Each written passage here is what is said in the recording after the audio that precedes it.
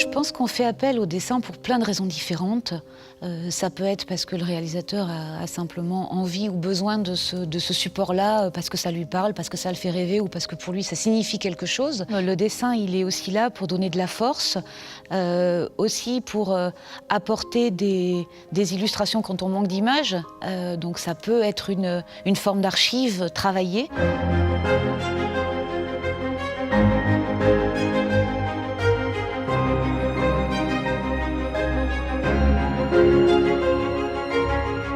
Le film, en fait, c'est raconter bien évidemment les événements du 9 juin 1944 à Tulle, donc les 99 pendaisons, les déportations, et puis donner la parole en fait aux enfants, aux petits-enfants de victimes, ce qui avait été peu fait.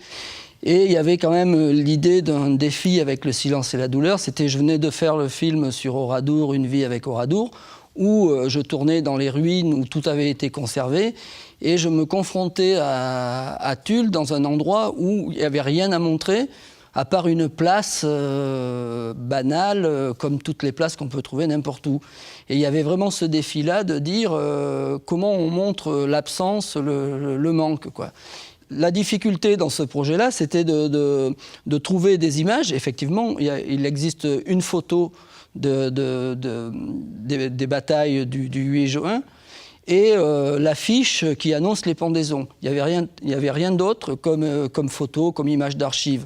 Donc il y avait cette première difficulté. La seconde, c'était les lieux aujourd'hui qui ont été complètement transformés. La manufacture n'existe plus, la place, elle n'a plus rien à voir avec ce qu'elle était. Donc il y avait quand même à se poser des questions. Comment faire reparler les lieux et sur ces événements-là? Alors, lorsque Patrick Seraudy m'a contacté pour le film, on s'est retrouvé à Tulle parce qu'il voulait véritablement que je sois aussi dans les lieux pour pouvoir m'expliquer un peu son projet et l'importance qu'avaient aussi les lieux dans son projet. Et donc c'est autour de cette place de Tulle qu'on a pu échanger sur en fait ses attentes par rapport aux illustrations et à la place des dessins dans le film. Avec Geoffrey, avec qui j'écrivais le film, on a réfléchi et il y a beaucoup d'incertitudes sur l'histoire de Tulle. Donc il y avait l'idée sur cette place avait été rassemblée entre 3000 et 5000 hommes. Alors déjà, c'est vaste comme fourchette. Et puis, on se posait la question de savoir c'est quoi 3000 personnes rassemblées dans un endroit. C'est très abstrait, en fait. Et donc, on se disait, dans l'absolu, si on avait de l'argent, on prendrait 3000 figurants, on les mettrait sur la place et on les filmerait, on verrait à quoi ça ressemble. C'était pas possible de faire ça. D'où l'idée, à un moment donné, de se dire, voilà, on va essayer en animation, de travailler sur cette... pour rendre concret cette idée-là. Et donc, ce qui m'a mis en avant, c'est cette idée de silhouette. C'est cette idée véritablement d'avoir à rendre une humanité dans le film, à travers de redonner une image aussi à ces personnes, tout en restant dans des silhouettes atténuées et qui soient assez peu visibles. Eh bien, j'ai proposé assez rapidement à Patrick cette idée d'avoir à travailler en noir et blanc, au crayon, et d'avoir à travailler sur la notion de vibration. Et là, il a fallu refaire plusieurs fois le même dessin. D'une part, il fallait le faire plusieurs fois pour avoir cette tension dans le trait, puisque ensuite la composition faisait que chaque dessin qui vibre dans le film a été refait 3 fois pour pouvoir avoir cette vibration-là. Mais en plus de ça, en plus de ces 3 fois, c'est-à-dire que souvent, il y a 4, 5, voire plus de dessins d'un même personnage, par exemple, pour pouvoir véritablement avoir une dynamique au niveau du trait qui me convienne et qui puisse être dans une énergie et non pas un trait qui soit je veux faire un contour le plus parfait possible et voilà, d'une ligne claire qu'on puisse reconnaître exactement si on a un manteau, un chapeau. Là, il y avait vraiment cette idée d'avoir à lâcher le trait et à rendre quelque chose avec une tension. Ce qui était complexe, c'était de se dire, d'avoir à travailler sur des parties d'images puisque quand vous avez une scène avec une scène de foule, et puis en arrière-plan des bâtiments et des soldats, des SS qui sont présents sur les balustrades, au-dessus de la place, eh bien chaque personnage a été fait individuellement, donc sur une feuille à part. Chaque partie du décor a été fait séparément sur des feuilles à part. C'est-à-dire qu'il y avait l'idée d'avoir à créer en fait, sans savoir ce que ça donnerait au bout. C'est-à-dire en essayant de s'imaginer le résultat. Mais le résultat, ça a été visible uniquement après tout le travail qu'a pu faire Julien Verlac et les studios Pixine sur le film, c'est-à-dire d'avoir, à partir des dessins, à assembler l'ensemble de ces dessins pour donner cette profondeur et de pouvoir donner cette impression de profondeur dans l'image. Quand on regarde aujourd'hui le film et qu'on regarde des séquences d'animation, on a l'impression que tout ça est très facile, mais au sein de ces séquences, il y a des détails très, très précis, notamment la dernière, où on voit un groupe qui est en forme de pyramide, et ça c'est vraiment des témoignages très précis de gens qui étaient là ce jour-là, et qui racontent comment effectivement les SS encadraient les groupes pour les amener aux pendaisons. Donc il y a vraiment avec Thomas, on a essayé de distiller des petits éléments très précis, mais qui passent voilà, comme ça dans l'animation, quoi. Et on s'y attarde pas plus que ça. Plus on a avancé effectivement dans ce travail sur le film, et plus Patrick Serodi a effectivement voulu donner une place particulière au dessin, en discussion avec les autres intervenants dans le film, le monteur, la productrice, et finalement le fait d'avoir à donner à ce que les génériques puissent être aussi dessinés, c'est petit à petit imposé, comme pour avoir, c'est-à-dire que le film du coup commence c'est vite par des dessins, se termine par les dessins, on a quelque chose qui comme ça est fortement présent. Et puis l'idée aussi d'avoir à ce que l'affiche soit dessinée. Hein. Alors assez rapidement, il est apparu important qu'il y ait deux éléments clés dans cette affiche, c'est-à-dire une évocation du lieu, parce que le lieu, il est central dans le travail que fait Patrick sur le lieu, sur cet espace, sur la place de Tulle, et puis les témoins.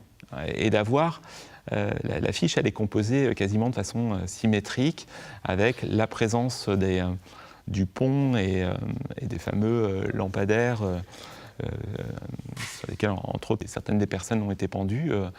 Et puis, en même temps, ces témoins, avec la diversité de ces témoins, c'est-à-dire depuis le témoin direct jusqu'aux jeunes d'aujourd'hui de Tulle à qui on raconte cette histoire.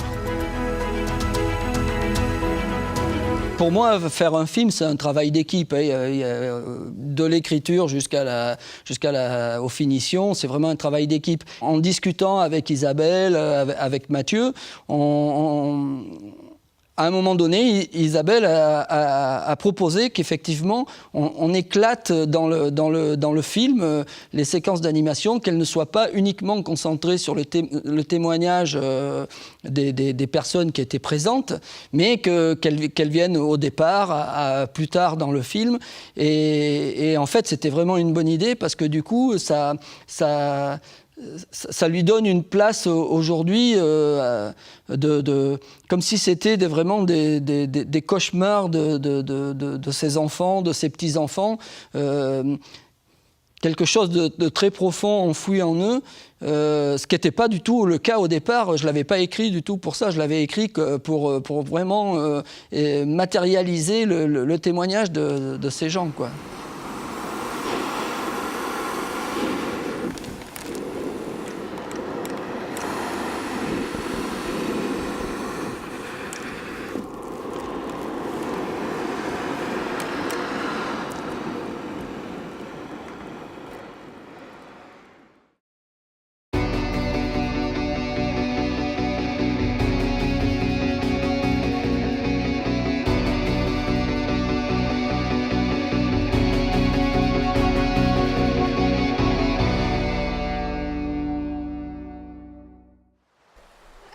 Donc, dans le cadre de Famille en guerre, un film de 52 minutes qu'on a produit également et qui est réalisé par Suzanne Chupin.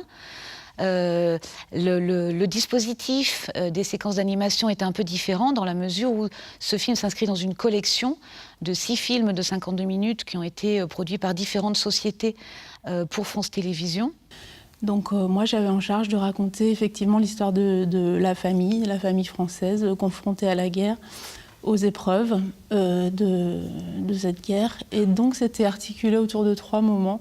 Il y avait effectivement le départ, donc le départ des hommes. Après c'était toute l'absence et comment les familles se sont organisées à l'arrière.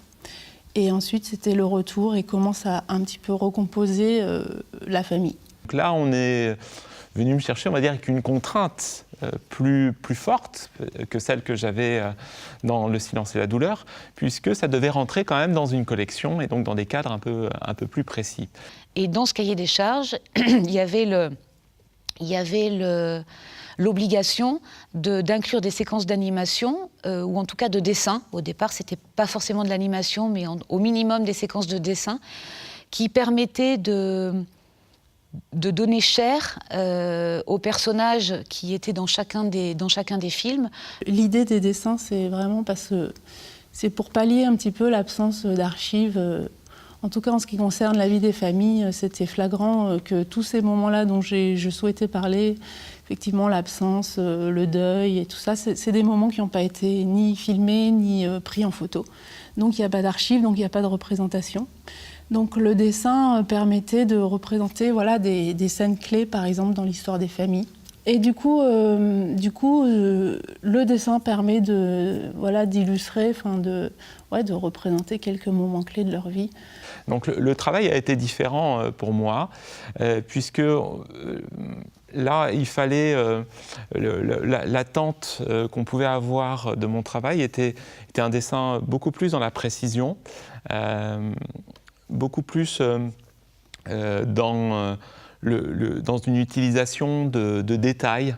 Donc je lui ai dit non seulement ça doit m'aider à la narration, c'est pour raconter des moments précis et les mettre en scène, et ensuite ça doit aider aussi à ce qu'on s'attache aux personnages. On s'est dit on va représenter des scènes clés, par exemple pour les 3 personnages il y a le départ, ensuite il y a l'annonce d'un décès, il y a une veillée funéraire, et ça c'est des choses...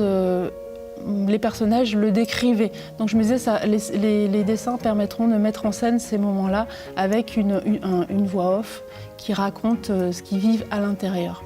Suzanne Chupin, la réalisatrice, voulait avoir à zoomer dans des parties de l'image, c'est-à-dire qu'il y a des moments du film où on voit en gros plan des choses qui ont été réalisées en dessin de... quelques centimètres carrés. Donc il fallait être extrêmement précis pour que ça puisse fonctionner. Je ne pouvais pas être dans que du flou. Et donc il y avait des attentes aussi de la réalisatrice qui étaient extrêmement précises. Moi, ça me permettait aussi d'aller chercher des gros plans, le travail de Thomas est hyper précis sur les détails, les costumes. Donc il y a une entière confiance aussi parce qu'il est historien. Non seulement il est dessinateur, mais en plus il est historien. Donc je sais que c'est hyper documenté ce qu'il a fait.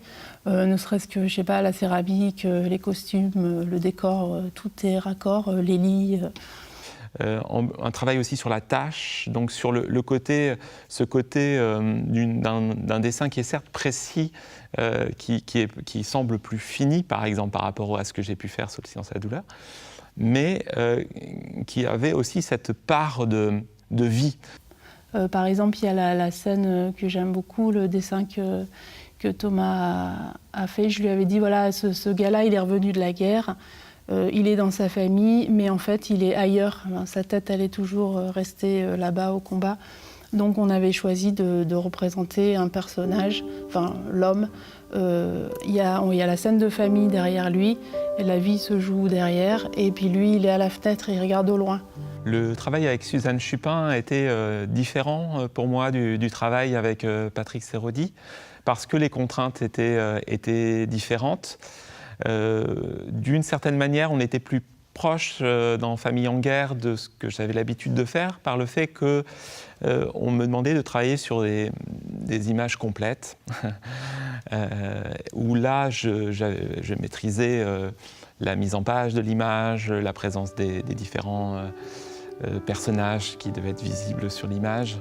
Et donc l'animation a été plus par la circulation à l'intérieur de mon dessin. C'est-à-dire le fait qu'il faille des points de rattache importants, ça lui permettait par le dessin et par le zoom dans le dessin d'avoir à rejoindre le témoin et d'avoir à comme ça permettre de composer son film. Donc on est voilà, dans des contraintes différentes qui peuvent être beaucoup plus précises dans mon travail aussi de composition de l'image, mais qui me permettait d'avoir la liberté aussi de proposer des choses variées et de travailler en accord avec la réalisatrice. Sous cette forme-là, c'était la première fois que j'intégrais effectivement des dessins. C'était la première fois que j'avais la chance de travailler avec un dessinateur qui est là au service du film, quoi, qui rentre dans le film, qui rentre dans l'imaginaire du film et qui représente nos personnages, quoi.